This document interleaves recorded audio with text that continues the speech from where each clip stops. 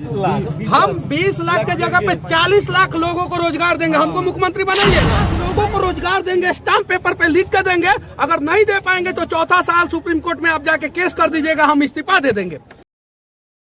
Stamp paper में मेरा कुंडली निकाला जाएगा और मेरा कुंडली से लालू प्रसाद यादव जी का कुंडली मैच नहीं होगा, उनका मैच होगा तो तेजस्वी यादव जी से। मेरे से उम्मीद लगा के बैठे हैं, मुझे जो घेर रहे हैं, यही काम आप लोग जो है स्थानीय नेता, विधायक, सांसद को घेर।